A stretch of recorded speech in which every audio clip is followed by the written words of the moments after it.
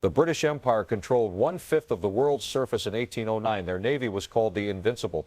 They had defeated Napoleon's fleet at Trafalgar, crushed the Spanish Armada, ruled every ocean from the Atlantic to the Indian. But off the coast of Canton, they refused to engage a 33-year-old woman named Ching Shih. They turned their warships around and sailed away.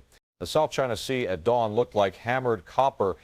Ching Shih stood on the deck of her flagship, hands clasped behind her back, watching the horizon where the British frigate had appeared 2 hours earlier. The wind carried the smell of salt and tar and the sweat of 300 men who waited for her orders. She'd given none, not yet. Her fleet spread behind her like a city on water. 1,800 vessels, from three-masted war junks to sleek patrol boats, organized into 6 color-coded squadrons that moved like fingers of a hand. Red, black, white, blue, yellow, green, each commanded by a captain who answered only to her. 80,000 sailors and their families, a floating nation with its own laws, its own economy, its own currency minted from Spanish silver. She'd inherited this empire 3 years ago when her husband died.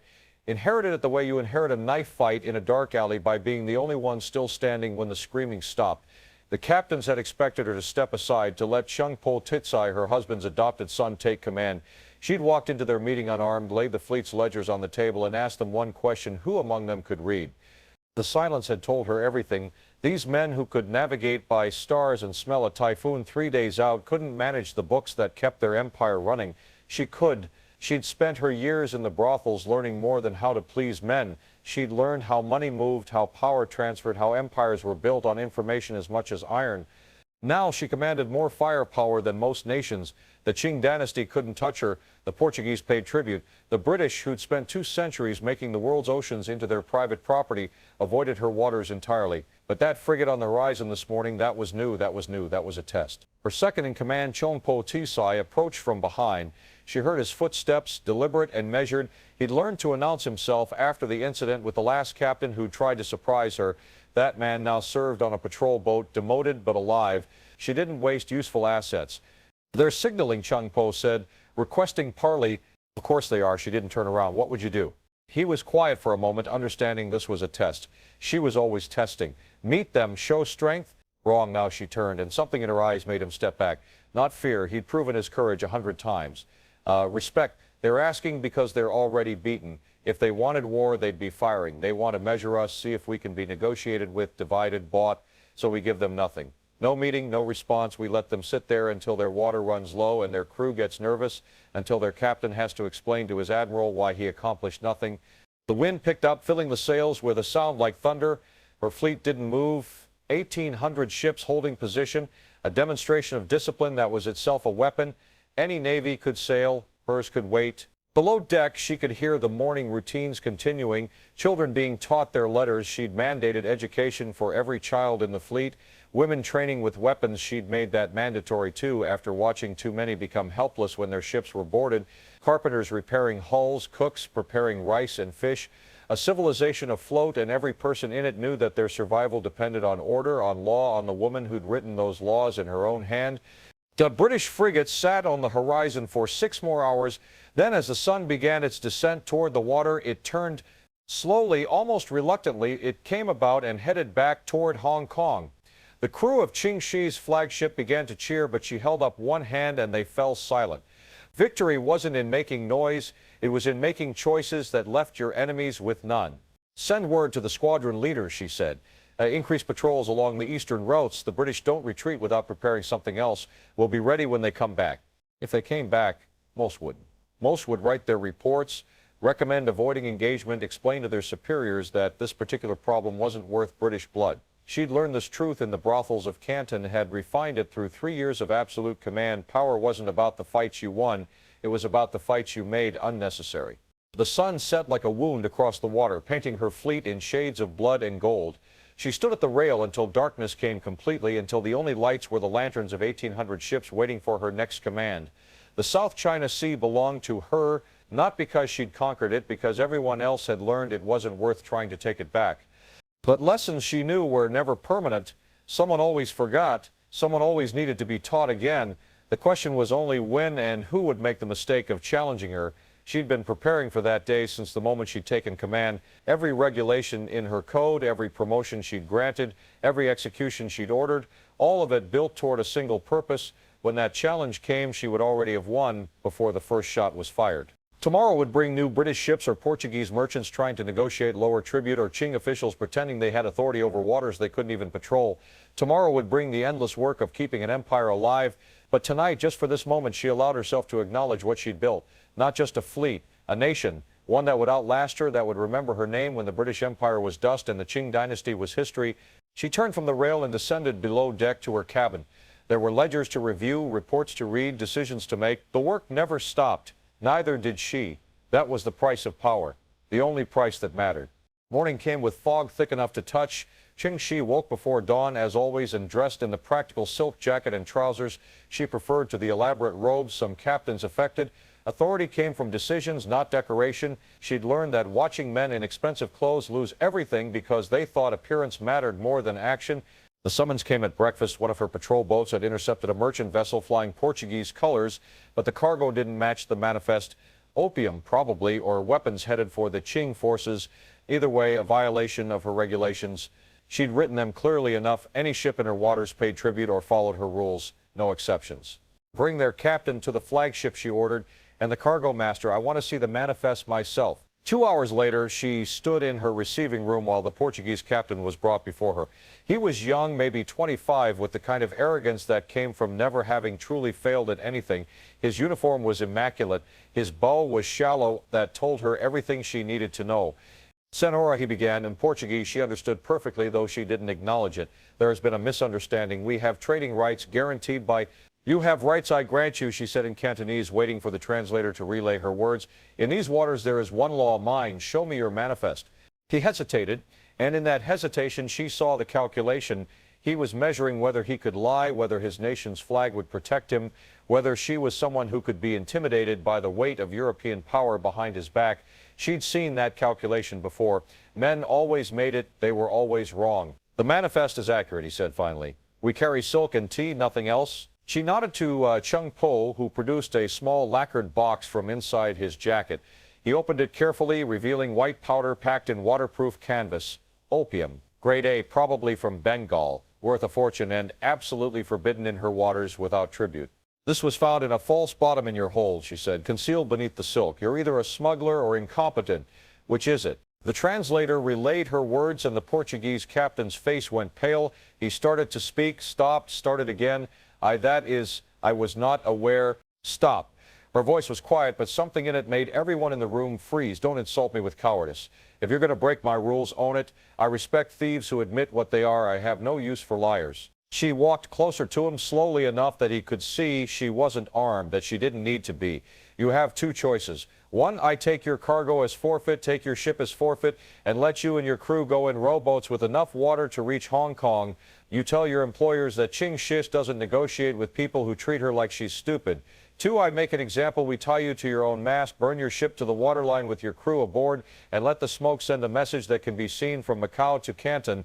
The room was absolutely silent except for the creak of the ship and the distant sound of waves. The Portuguese captain's breathing had gone shallow. His hands were shaking. She could see him trying to calculate if she was bluffing, if European powers would come to his aid, if there was any way out of this that didn't end with his destruction. I advise option one, she said, but I've given you a choice, so choose. Option one, he said quickly, almost stumbling over the words. Please, option one. She nodded. Chung Po, see that he and his crew are provisioned and released. The cargo and ship become fleet property. The opium we burn. I will not profit from poison. The Portuguese captain was escorted out, still shaking, leaving her alone with her command staff. She could see the question in their eyes, especially the younger captains. Why let him live? Why show mercy? Because mercy that's witnessed is more valuable than violence, she said, answering the question they hadn't asked. That man will tell his story in every port from here to Lisbon, and every merchant who hears it will know two things: break my rules and you lose everything. But follow them and you live. Fear with boundaries is control. Fear without boundaries is chaos. She dismissed them and returned to her cabin, but her mind was already moving ahead, calculating the implications. The Portuguese would file complaints with the Qing government, who would ignore them because they couldn't patrol their own waters. The British would hear about it and file it away as more evidence that engagement with her fleet was unprofitable. Other merchants would pay their tribute more promptly. But someone eventually would decide they were special. Someone would think their nation's flag or their personal cleverness made them exempt from her rules. That's when she'd need option two. That's when she'd need to show that the choice she offered was real. The afternoon brought news from her scouts. Two Qing dynasty warships had been spotted heading south, probably sent to make a show of force after the Portuguese incident. They'd be here by evening. She considered her options carefully. She could engage them and win. Her fleet outnumbered theirs 30-1. But winning wasn't the point. The Qing needed to save face, to tell themselves they had authority. Let them have that illusion. It cost her nothing. Pull the fleet back 10 miles, she ordered. Let them patrol empty water. We'll continue operations to the east. By the time the Qing warships arrived at sunset, her fleet had vanished like morning fog.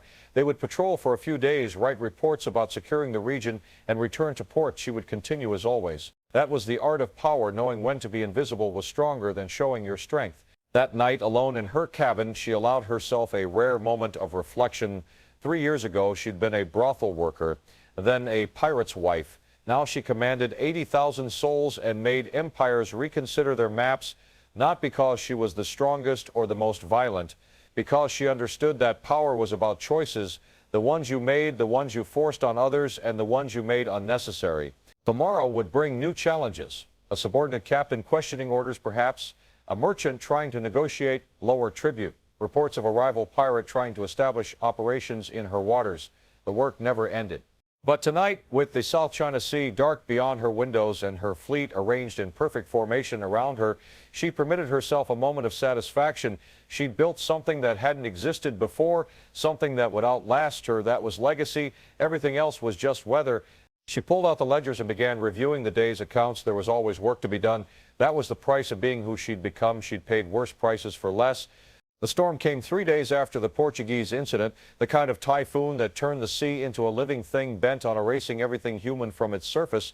The sky had been warning them for hours. That particular yellow-green color that meant the ocean was about to remember it was older and stronger than any civilization foolish enough to float on top of it. Ching Shih had ordered the fleet to scatter into designated storm positions, each squadron to its assigned shelter. Her flagship, along with the command vessels of each squadron leader, made for the relative safety of a protected base she'd mapped 2 years earlier. The wind was already tearing at the sails when they dropped anchor, but not all captains followed orders. She heard about it from Chung Paul, who'd received the signal just before the storm hit full force. One of her newer captains, a man named Wu, who joined her fleet 6 months earlier, had ignored the scatter command. He'd kept his squadron of 30 ships on course, continuing a raid on a Qing supply convoy. Idiot, she said, gripping the rail as a wave crashed over the bow. He's going to lose ships. He's going to lose his life, Chung Po replied. No one survives this far from shelter. The storm lasted 18 hours. It was the kind of violence that made even experienced sailors pray to gods they'd stopped believing in years ago. Ching Shih spent it on deck despite the crew begging her to go below. A captain who hid from danger was a captain who lost respect, and respect was currency she couldn't afford to devalue.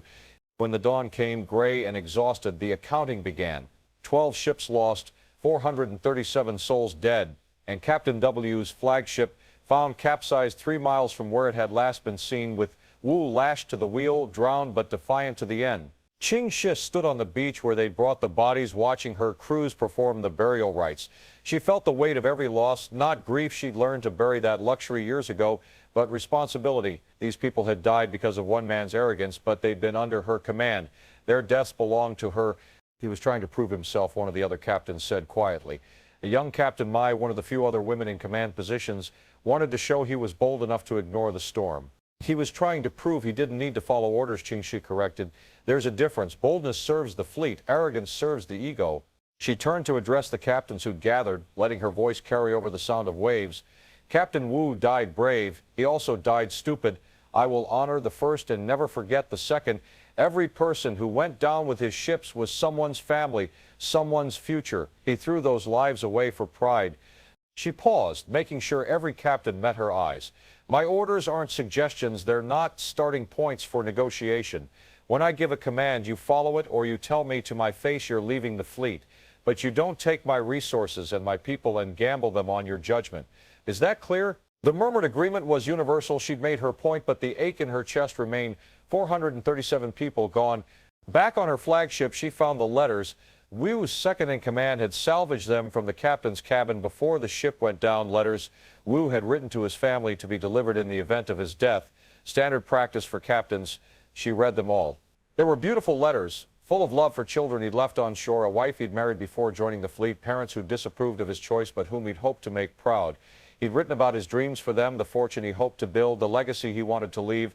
Ching Shih set the letters down and stared at the wall of her cabin. This was the truth they didn't tell you about power. It didn't just ask you to make hard decisions. It asked you to live with them. Wu had been arrogant, yes, but he'd also been human.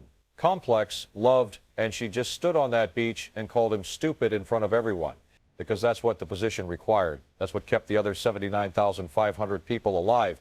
You sacrificed the dead to protect the living. You turned tragedy into lesson. You swallowed your own uncertainty and spoke with absolute confidence, because the moment you hesitated, the moment you showed doubt, someone else would die testing whether you meant what you said. She spent that night writing letters to W.E.'s family and to the families of every person who died in the storm. Not official letters, those would come through regular channels. Personal ones in her own hand, explaining that their loved ones had died in service to the fleet and that the fleet would honor that service with compensation and support. It took until dawn. Her hand cramped. She didn't stop. When Chung Po found her the next morning still at her desk surrounded by sealed letters, he said nothing for a long moment. "Then you don't have to do this." "Yes, I do," she replied without looking up. Wu made his choice.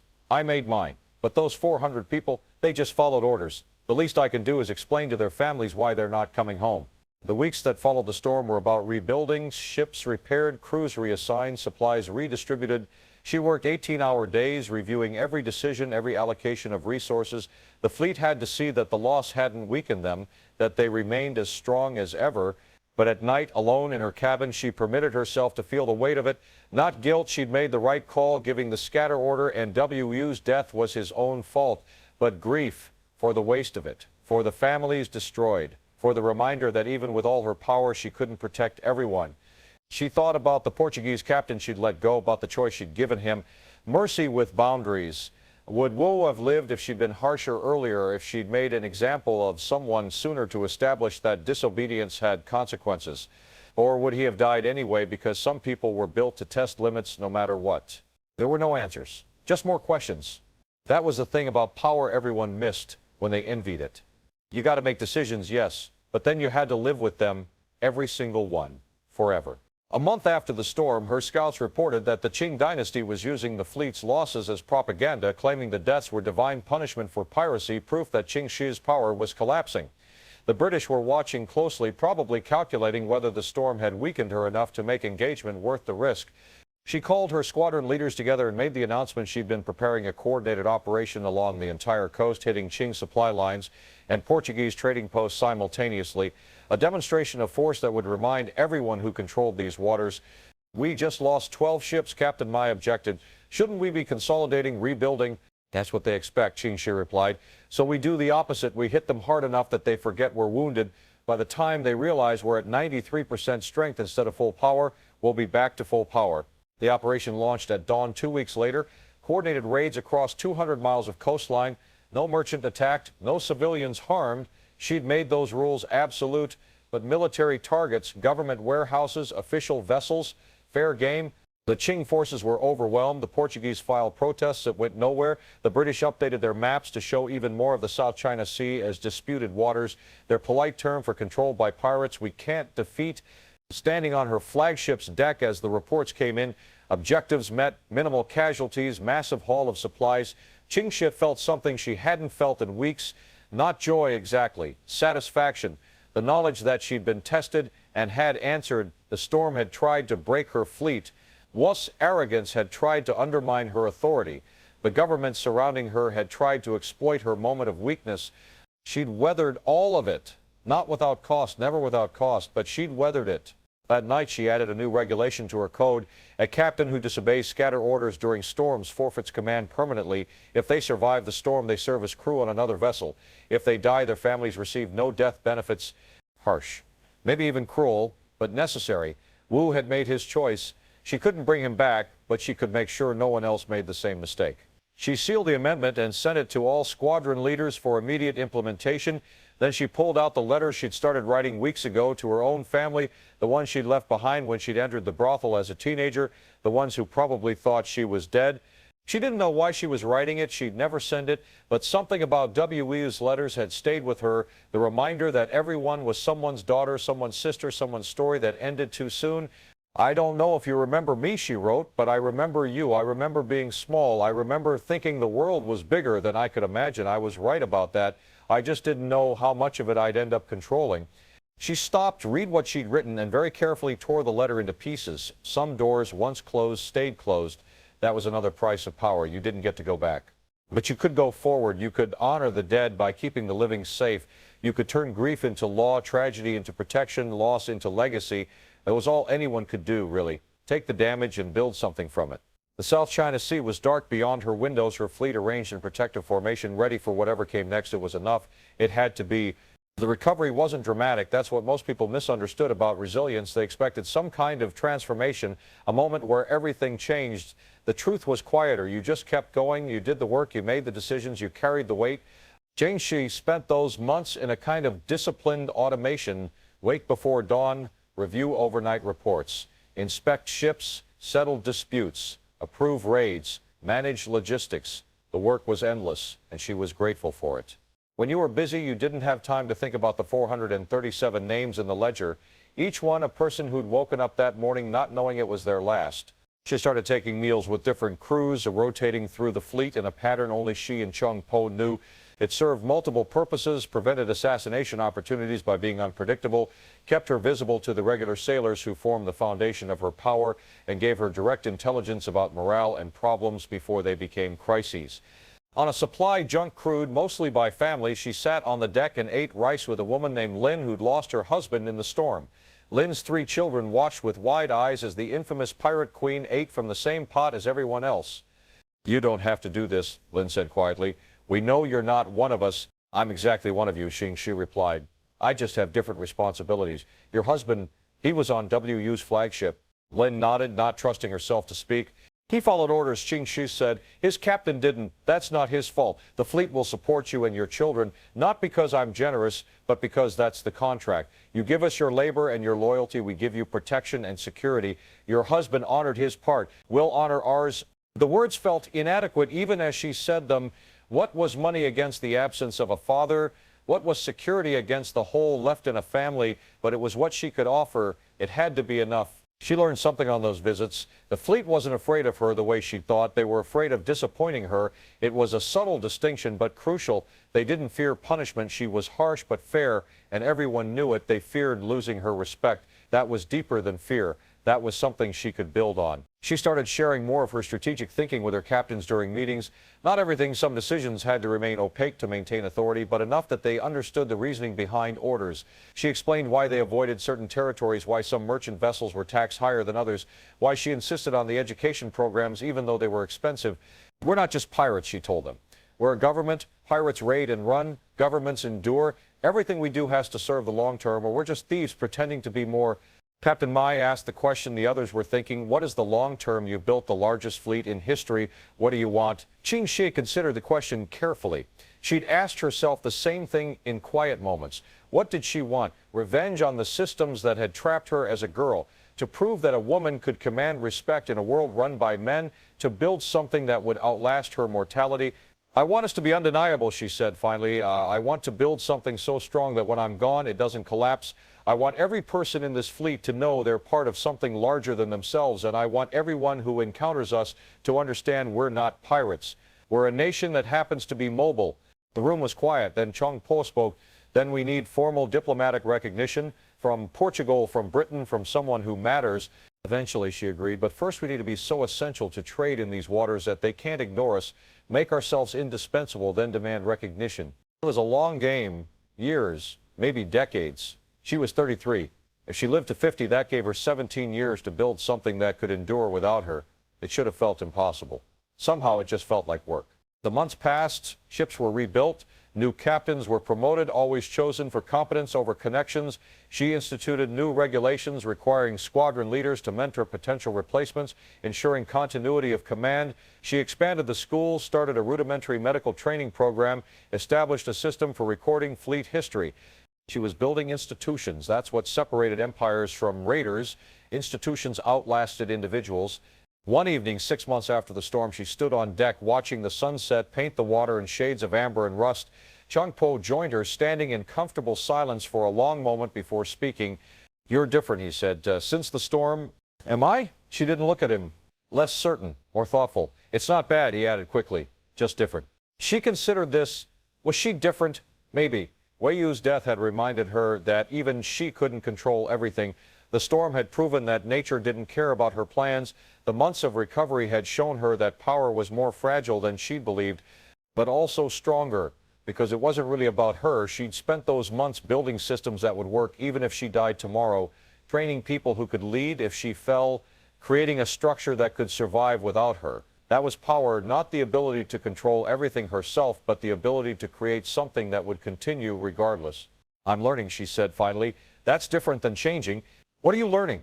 That the empire isn't mine, it belongs to itself. I'm just steering for now. Chang Po was quiet for a long time. Then that might be the wisest thing I've ever heard you say. She smiled slightly. Don't tell the others. They prefer thinking I'm invincible. I think they know you're not. I think they follow you anyway. That night, Ching Shih slept better than she had in months. Not because the problems were solved, there were always problems, but because she'd finally understood what she was building. Not a fleet that would last forever, nothing lasted forever, but a fleet that would last beyond her, that would be led by people she'd trained, following principles she'd established, serving an idea she'd made real. In the morning, she reviewed the casualty reports from the storm one final time, then locked them in the archive. Not forgotten, never forgotten. But no longer the first thing she thought about each day. She'd honored the dead by making sure their deaths meant something, by making sure it couldn't happen the same way again. That was all you could do with tragedy. Transform it into protection for whoever came next. The South China Sea stretched endlessly beyond her windows, and somewhere on that vast expanse, 1,800 ships waited for her orders. But today they didn't need her. The systems were working, the captains were leading, the fleet was functioning. That was recovery. Not the absence of pain, but the presence of purpose. She'd learned to carry the weight without being crushed by it. That was enough. That was everything. 6 months later, the summons came from the Portuguese governor of Macau, an official invitation to discuss terms of mutual cooperation. She read the letter 3 times, looking for the trap, the insult, the veiled threat. There was none. It was carefully polite, almost respectful. They were asking, not demanding. She accepted, not because she needed their recognition, but because they needed to give it. That was how you knew you'd won. When your enemies stopped fighting and started negotiating, the meeting was set for 2 months hence, giving her time to prepare. She spent those weeks consulting with her captains, ensuring the fleet would function smoothly in her absence, establishing protocols for every contingency. She was taking Chang Po and Captain Mai with her. The rest would maintain operations under her detailed orders. The night before she was to leave for the meeting, she stood on deck and watched her fleet, 1,800 ships, give or take the few dozen being repaired or out on patrol. 80,000 souls who trusted her to keep them safe, fed, paid, and purposeful. The responsibility should have been crushing. Instead, it felt like breathing. This was simply who she was now. Having second thoughts, Captain Mai approached from behind, her footsteps as carefully announced as Chang Po's had been years ago. Always, Ching Shih replied. A leader without doubts is a leader who stopped thinking, but you'll go anyway. Of course, doubt informs decisions, it doesn't make them. She turned to face the younger woman. While I'm gone, you have command of the Eastern Squadron, not as temporary placement, as promotion. You've earned it. Mai's face remained carefully neutral, but Ching Shih saw the pride in her eyes. I won't disappoint you. You'll make mistakes, Ching Shih corrected. Everyone does. Learn from them. That's all I ask. The next morning, she boarded a diplomatic vessel smaller than her flagship, less armed, but flying flags that declared her status. The Portuguese would have spies watching. She wanted them to see she came in strength, but not for war. This was negotiation between equals, and the optics mattered. The voyage to Macau took 3 days. She spent them reviewing everything she knew about the governor, about Portuguese interests in the region, about the delicate balance of power between European nations and the Qing dynasty. She was walking into a room of people who'd spent lifetimes in politics. She needed to be better prepared than all of them. Macau appeared on the horizon like a fever dream, European architecture grafted onto Chinese landscape, a hybrid that belonged to neither world entirely. She'd been here before in her brothel days, but seeing it from the deck of a ship flying her own flags felt different. She wasn't here to survive, she was here to dictate terms. The Portuguese had arranged the meeting in the governor's mansion, a sprawling compound that reeked of colonial power. She was escorted through hallways lined with paintings of Portuguese nobility who'd never set foot in Asia, into a room where 5 men waited around a polished table. The governor, his advisors, and her eyes narrowed, a British naval officer in full dress uniform. Senhora Ching, the governor, began in Portuguese, which she understood perfectly, though she waited for the translation. Thank you for accepting our invitation. I was curious, she replied through her translator, though she could have answered directly. Let them think she needed the intermediary. Information flowed in many directions. The Portuguese don't usually invite pirates to their homes. We don't consider you a pirate, the governor said carefully. We consider you an independent maritime force. How diplomatic. She settled into her chair without being invited. A small power play. What do you want? The British officer leaned forward. We want stability. Your operations disrupt trade. Ships avoid these waters. It costs everyone money. Ships avoid these waters because they refuse to pay reasonable tribute, she corrected. I don't attack vessels that follow my rules. I'm not the disruption. I'm the price of doing business in waters the Ching can't patrol and you can't control. Tribute is just piracy with paperwork, the British officer said. Taxes are just tribute with government backing, she countered. You charge every ship that enters British waters. I charge every ship that enters mine. The only difference is you pretend you have moral authority.